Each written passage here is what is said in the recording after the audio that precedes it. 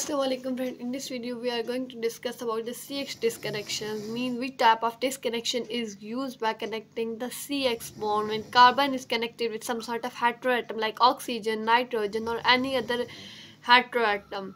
What rule should we follow to connect the carbon and heteroatom bond? So let's start. First we discuss about the carboxylic acid derivatives. Carboxylic acid के बहुत से derivatives हैं, जिस तरह acyl halides, amides, ester. जिस तरह अगर OH को हैलोजन में कन्वर्ट करें, OH को रिमूव करके यहाँ हैलोजन रिप्लेस करें, we called it acyl halide. Then अगर NH2 हो तो अमाइड, OH से रिप्लेस करें OH को तो एस्टर्स, और अगर एसाइल ग्रुप से रिप्लेस करें we called it acid anhydrides.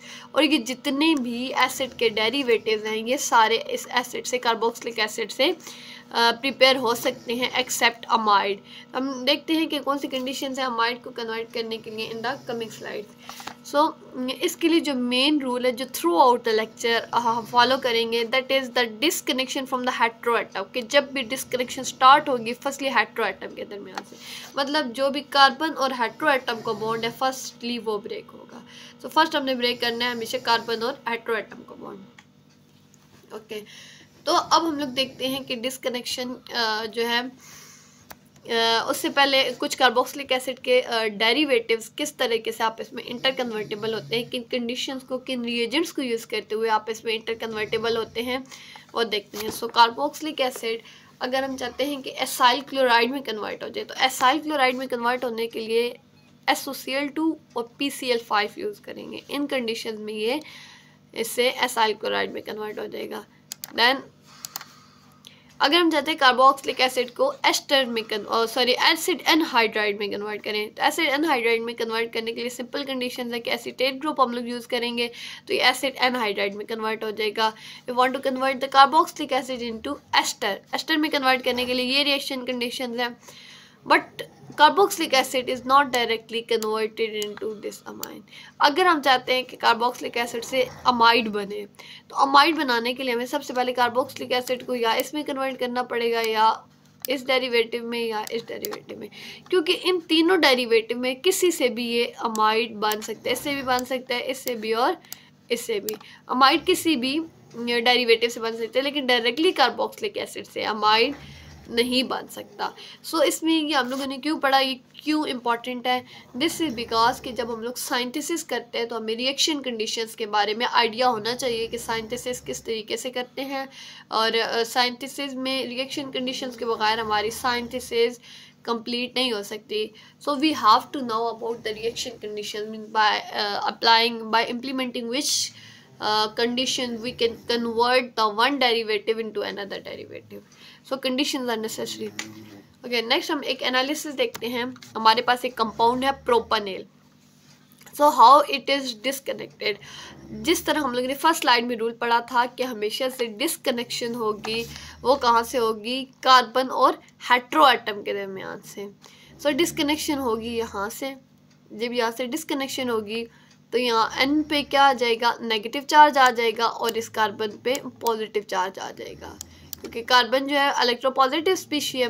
सो इस कार्बन के साथ, कार्बोनाइल कार्बन के साथ कोई नेगेटिव स्पीशी आके अटैच हो जाएगी, जिस तरीके से Cl, और इसके साथ कोई पॉजिटिव स्पीशी जिस तरह से हाइड्रोजन अटैच हो जाएगा। सो ये NH2 हो जाएगा, और बाकी ये क्या बच गया? यहाँ से ये C डबल बॉन्ड और रह जाएगा, और ये C डबल बॉन्ड O और Cl, ये डिस्कनेक्शन। और यहाँ से ये क्या बन गया? NH2, क्योंकि H इसके साथ कनेक्ट हो गया। सो हमें ये भी पता है कि NH2 डायरेक्टली बेंजीन रिंग पे इम्प्लीमेंट नहीं हो सकता, उससे पहले हमें इसकी रिडक्शन करवा के नाइट्रो ग्रुप में कन्वर्ट करना पड़ता है। पिछले लेक्चर में भी हम लोगों ने देखा है कि किस तरीके से ये डिस्कनेक्शन होती है। सो हम लोग इसकी रिडक्शन करेंगे तो ये नाइट्रो ग्रुप में कन्वर्ट हो जाएगा, एंड फिर डायरेक्टली हम लोग बेंजीन की नाइट्रेशन करके ये डाइक्लोरोबेंजीन को हम लोग अपना एज अ स्टार्टिंग रिएजेंट लेंगे, जिससे हम लोग फर्दर प्रोपानेल की साइंथिसिस करेंगे। प्रोपानेल को साइंथिसिस हम लोगों ने कोशिश करनी है कि हम लोग डिसकनेक्शन वहाँ तक लेके जाए, सबसे सिंपलेस्ट स्टार्टिंग मटेरियल हमें अचीव हो जाए, कि जो कमर्शियली इजीली अवेलेबल भी हो और हमारी जो है ना साइंटिसिस भी इजी हो सके, किसी भी कंपाउंड को साइंटिसाइज करना इजी हो सके। सो स्टार्ट लेते हैं हम लोग इसे डाइक्लोरोबेंजीन से। First we have to perform the nitration of benzene, और नाइट्रेशन के लिए जो रिएक्शन कंडीशंस हैं, जैसे मैंने पहले भी कहा, reaction conditions are very much important in the synthesis. So nitration करने के लिए जो रिएक्शन कंडीशंस हैं वो है nitric acid and sulphuric acid, इनके प्रेजेंस में नाइट्रेशन होगी एंड नाइट्रो ग्रुप इंड्यूस हो जाएगा बेंजीन रिंग पे। देन हम लोगों ने क्या करना है, NH2 बनाना है, तो NH2 के लिए हमें रिडक्शन करनी पड़ेगी। NH2 के लिए रिडक्शन करेंगे, इसकी हाइड्रोजन, प्लैटिनम और कार्बन के रिडक्शन कंडीशंस हैं, और इससे की प्रेजेंस में रिडक्शन होगी, NH2 हो जाएगा। देन EtCOCl क्या है, जैसे ये कंपाउंड है, NH2 को आप इस कंपाउंड के साथ रिएक्ट करवाएंगे तो फिर हमारे पास प्रोपेनॉल बनेगा। किस तरीके से रिएक्शन होगा, जिस तरह यहाँ अगर हम ये कंपाउंड अगेन ड्रा करें तो ये Cl है और ये कार्बन है। सो व्हाट हैपन, नाइट्रोजन के पास लोन पेयर ऑफ इलेक्ट्रॉन होते हैं, नाइट्रोजन अटैक करेगा इस कार्बोनाइल कार्बन पे, chlorine being a good leaving group यहाँ से लीव हो जाएगा, और ये जो पूरा ग्रुप है, पूरा एसाइल ग्रुप, ये आके NH2 के साथ मिल जाएगा और ये क्या बना देगा, ये प्रोपेनॉल या हमारा अमाइड बना देगा। यहाँ से अब एक हाइड्रोजन निकल रहा है, NH2 था ना, यहाँ से एक हाइड्रोजन निकलेगा और यहाँ से Cl निकलेगा, तो यहाँ से क्या हो जाएगा, HCl बन जाएगा, यहाँ से पूरा -HCl। सो इस तरीके से हम लोगों ने कंपाउंड साइंटिसाइज किया है। नेक्स्ट हमारे पास क्या है कि हम लोगों ने ईथर्स देखने हैं कि ईथर्स किस तरीके से साइंटिसाइज हो सकते हैं। ईथर्स का जो जनरल फार्मूला होता है वो क्या होता है, ROR, ROR। सो ईथर्स को साइंटिसाइज किस तरीके से करते हैं, अगर हमारे पास सिमेट्रिकल ईथर्स है, मींस के ये दोनों R ग्रुप सेम है, दोनों तरफ इथाइल है, या जिस तरह ये हो गया, ये अगर हम बात करें ये वाले ईथर, ये सिमेट्रिकल है, दोनों तरफ सेम ग्रुप है, दोनों तरफ इथाइल ग्रुप है, तो इस तरह अगर सिमेट्रिकल ईथर हो वो किस तरह से बनते हैं, सिंपली हम लोग दो अल्कोहल को, दो या सेम अल्कोहल को आपस में मिक्स करेंगे तो सिमेट्रिकल अल्कोहल बनेंगे। और अगर हम बात करते हैं अनसिमेट्रिकल अल्कोहल की, जिस तरह ये है, तो इसमें डिस्कनेक्शन कहाँ से होगी, यहाँ से भी हो सकती है, यहाँ से भी हो सकती है। अब हम लोगों ने ये दोनों पॉसिबिलिटी थी, क्यों चूज़ की, यहाँ से भी तो हो सकती थी, यहाँ से भी हो सकती थी, बट हम लोगों ने स्टार्टिंग में ये रूल पढ़ा था कि डिस्कनेक्शन हमेशा हेट्रो एटम से, कार्बन और हेट्रो एटम की होती है। सो उस रूल के अकॉर्डिंग दो ही पॉसिबिलिटीज़ हैं कि या तो यहाँ से डिस्कनेक्शन होगी या तो यहाँ से डिस्कनेक्शन होगी। अब डिस्कनेक्शन अगर यहाँ से हो तो यहाँ पे पॉजिटिव चार्ज आ जाएगा इस वाले कार्बन पे, तो इसके साथ क्या होगा, कोई इलेक्ट्रोनेगेटिव स्पीशी लाइक हैलोजन वगैरह आके अटैच हो जाएगा, और यहाँ पे माइनस चार्ज आ जाएगा तो इसके साथ पॉजिटिव स्पीशी लाइक हाइड्रोजन आके अटैच हो जाएगा। जिस तरह ये इसके साथ हैलोजन और इसके साथ हाइड्रोजन आके अटैच हो गया। और अगर यहाँ से डिस्कनेक्शन होती है, सो व्हाट हैपन, लाइक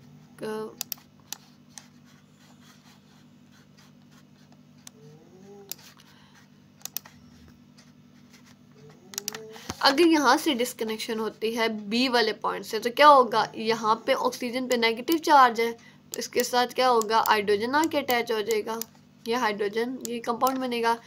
और अगर यहाँ जो है पॉजिटिव चार्ज बन जाएगा, तो इसकी वजह से यहाँ हैलोजन अटैच हो जाएगी, तो ये हैलोजन आ गया। अब हम लोगों ने देखा कि दोनों में हमारे पास अल्कोहल बन रहा है, एक यहाँ भी अल्कोहल बन रहा है, यहाँ भी अल्कोहल बन रहा है, तो दोनों रूट सूटेबल है। हम लोग दोनों में से कोई भी रूट चूज कर सकते हैं, ताकि क्या करें, हम लोग अपना कंपाउंड साइंटिसाइज करें, दोनों रूट प्रेफरेबल हैं। बट इसमें हम लोग कौन सा रूट ज़्यादा चूज़ कर रहे हैं, हम लोग इसमें ए रूट ज़्यादा चूज़ करेंगे। ए रूट चूज़ करने का मकसद ये है, वैसे नॉर्मली हम लोग कहते हैं कि दोनों के 50-50% चांस है भाई, दोनों यूज़ हो सकते हैं, लेकिन ए यूज़ करने का एक वजह ये भी है जो कि इसमें एलिमिनेशन के चांसेस कम होते हैं, इसमें एलिमिनेशन रिएक्शन नहीं होता, इसमें कुछ हद तक चांसेस होते हैं बी पाथ अगर चूज़ करें कि एलिमिनेशन हो जाएगी। सो हम लोगों ने क्या करनी है, सब्सटीट्यूशन करनी है, दरअसल हम ए प्रेफर करेंगे, वरना बी भी कर सकते हैं, मतलब तकरीबन इनके चांसेस सेम सेम है। सो हम लोगों ने ये लिया पाथ ए। अब हम लोगों ने कोई ऐसी बेस यूज़ करनी है जो सिर्फ बेस के तौर पे काम करे, न्यूक्लियोफाइल के तौर पे काम ना करे, मतलब कि वो सिर्फ प्रोटॉन को एब्स्ट्रैक्ट करवाए, क्योंकि OH जो क्या है वीक न्यूक्लियोफाइल है as compare to this oxygen. और ये वीक न्यूक्लियोफाइल है, जैसे हम लोग कोशिश करते हैं कोई बेस यूज़ करें, जिस तरह NaOH की अगर बात करें वो बेस के तौर पे भी एक्ट करती है, न्यूक्लियोफाइल के तौर पे एक्ट करती है, तो हम वो नहीं यूज़ करते। लेकिन सोडियम हाइड्राइड जो है वो सिर्फ बेस के तौर पे एक्ट करती है, वो क्या करेगी, सिर्फ यहाँ से प्रोटोन को एब्स्ट्रैक्ट करेगी। Let me okay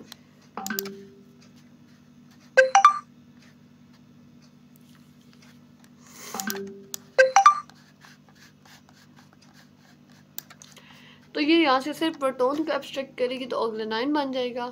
and oxygen के बाद हम लोगों ने ये हमारी जो सेकंड स्पीशीज ये अटैक करेगी, ऑक्सीजन क्या करेगा, ये सिंपली अटैक करेगा इस कार्बन पे और यहाँ से क्लोरीन लीव हो जाएगा और हमारा ईथर बन जाएगा। नेक्स्ट है एक और ईथर है, हम लोगों ने इसकी डिस्कनेक्शन किस तरीके से, यहाँ भी दो पॉसिबिलिटीज है, यहाँ से डिस्कनेक्शन हो सकती है और या इधर से डिस्कनेक्शन हो सकती है। तो हम लोग यहाँ से अगर डिस्कनेक्शन करें तो क्या होगा, इस पे प्लस चार्ज आ जाएगा कार्बन पे और इसके साथ कोई भी नेगेटिव स्पीशी आके अटैच हो जाएगी, जिस तरह से ब्रोमीन, हैलोजन, और यहाँ पे माइनस की वजह से यहाँ पे OH आ जाएगा। लेकिन अगर यहाँ से B से डिस्कनेक्शन करें तो हमारे पास क्या होगा कि यहाँ पे कोई नेगेटिव स्पीशी आके अटैच हो जाएगी, जिस तरह यहाँ से ब्रोमीन, और यहाँ पे क्या होगा, यहाँ पे सॉरी यहाँ पे पॉजिटिव स्पीशी आके अटैच हो जाएगी या जिस तरह OH। So which is appropriate method और अप्रोप्रिएट रूट A और B to form this ether. So यहाँ हमारे पास जो B है वो ज़्यादा अप्रोप्रिएट है। क्यों अप्रोप्रिएट है B, A क्यों नहीं है? इसकी वजह यह है कि जो फिनोल होता है वो ज़्यादा एसिडिक होता है as compare to this alcohol, मतलब ये जल्दी से प्रोटॉन लूज कर देता है और आयनाइज हो जाता है, इसलिए हम कहते हैं भाई फिनोल ज़्यादा एसिडिक है।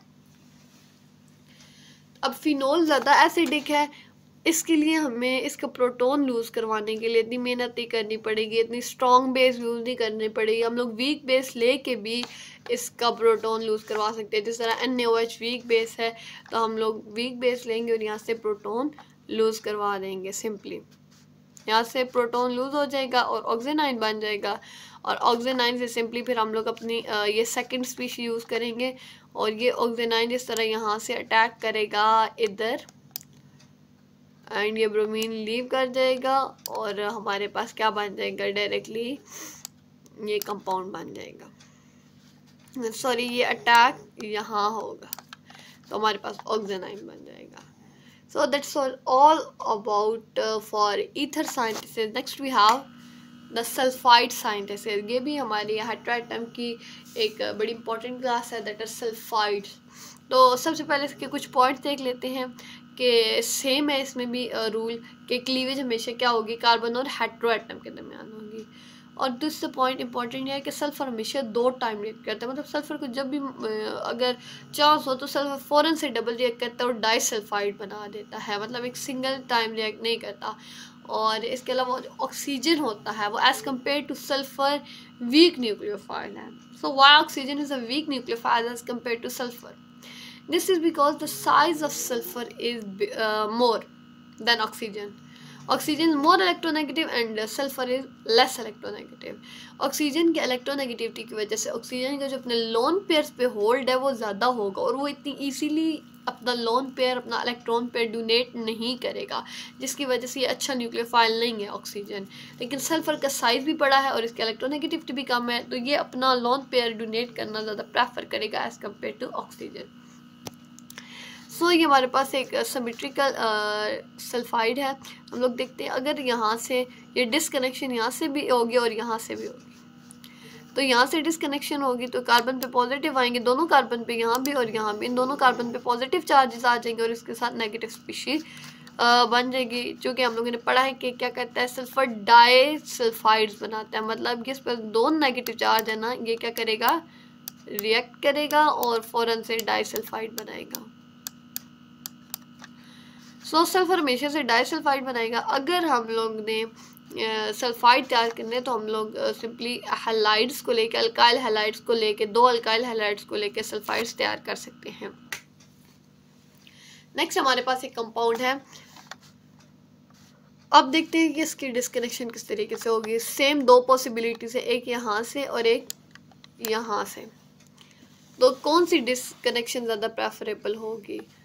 यहाँ से डिस्कनेक्शन ज़्यादा प्रेफरेबल होगी कि जब यहाँ से डिस्कनेक्शन होगी तो इस पर क्या आ जाएगा, नेगेटिव चार्ज आ जाएगा, इसके साथ H, और इस पर क्या आ जाएगा, पॉजिटिव चार्ज आ जाएगा इस कार्बन पे, तो इसके साथ कोई भी हैलोजन आके अटैच हो जाएगा।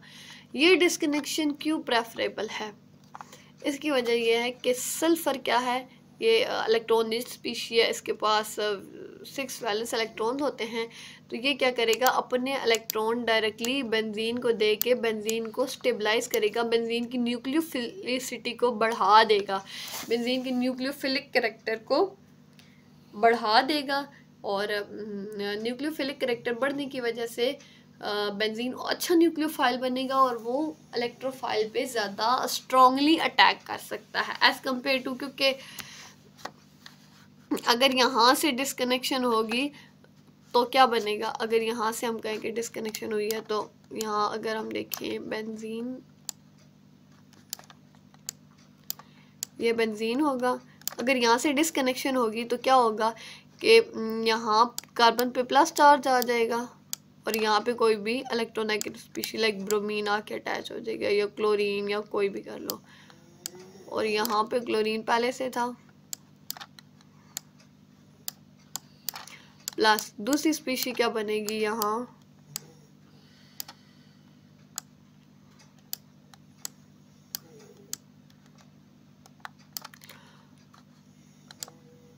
ये और ये ऐसे। सो यहाँ अगर हम देखें, क्योंकि यहाँ से डिस्कनेक्शन हुई है, आप इससे भूल जाएं, यहाँ से डिस्कनेक्शन देखें, यहाँ से डिस्कनेक्शन हुई है तो यहाँ सल्फर पे माइनस चार्ज आ गया और यहाँ से क्या हो गया, इसके साथ SH आ गया, और यहाँ इस कार्बन पे प्लस चार्ज आया तो यहाँ इसके साथ क्या अटैच हो गया, ब्रोमीन। अब ये डिस्कनेक्शन फेवरेबल नहीं है, क्योंकि एक मैंने बात बताई, यहाँ सल्फर डायरेक्टली अटैच है बेंजीन को स्टेबल, यहाँ भी बेंजीन के साथ सल्फर अटैच है, लेकिन यहाँ क्या मसला है कि यहाँ वो एक कार्बन भी दरमियान में आ रहा है, एक कार्बन छोड़ के बेंजीन के साथ अटैच है। सो यहाँ ये डायरेक्टली बेंजीन को इलेक्ट्रॉन दे के इससे स्टेबल नहीं कर सकता, लेकिन यहाँ जो है ये ज़्यादा स्टेबल करेगा। और वन मोर रीज़न कि अगर हम यहाँ से डिस्कनेक्शन करते हैं तो हमारे पास कौन सा सिंथोन्स जो बनेंगे, लेट्स सी,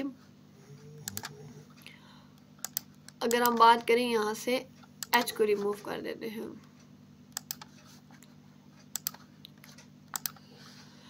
अगर हम बात करें जब ये बेंजीन का वो डीलोकलाइज्ड इलेक्ट्रॉन, अगर यहाँ से डिस्कनेक्शन होगी तो इधर पॉजिटिव चार्ज आ जाएगा, तो ये कौन सा वो है, कार्बोकेटाइन है, ये फिनाइल कार्बोकेटाइन है। लेकिन अगर यहाँ से डिस्कनेक्शन करें तो कौन सा कार्बोकेटाइन बनेगा,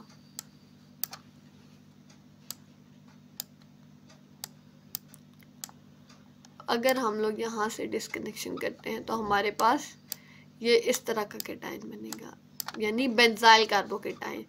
अगर हम देखें तो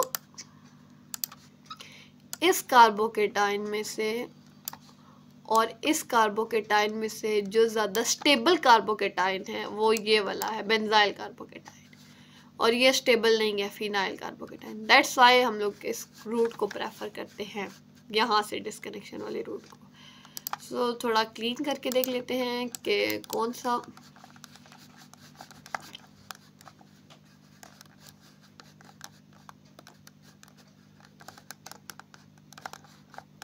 ओके, सो मेन ये रूट प्रेफर होगा, दो रीज़न, एक तो सल्फर डायरेक्टली अटैच होगा बेंजीन के साथ, इलेक्ट्रॉन अपने डोनेट करके बेंजीन का न्यूक्लियोफिलिक करैक्टर बढ़ा सकता है ताकि वो अच्छा इलेक्ट्रोफाइल के तौर पे इजीली अटैक कर सके। दूसरा पॉइंट क्या है कि अगर हम यहाँ से डिस्कनेक्शन करते हैं तो हमारे पास बेंजाइल कार्बोकेटायन बनता है विच इज़ मोर स्टेबल, जबकि यहाँ से डिस्कनेक्शन करेंगे तो फिनाइल बनेगा which is less stable. So that's all about about the synthesis of sulfide and the synthesis of ether. In the coming lecture, inshallah, we will discuss about the chemoselectivity, which is the most important topic. I mean, what about if you want to select the specific group of benzene, what about the other group, and how we specifically react one specific group of our own choice, and how we protect the other group, how we resist, how we restrict the other group to react with. So that was the two interesting and the two important lecture. In the coming lecture we will discuss about that. Any question about this lecture, you may ask in the comment box. Okay, thank you so much.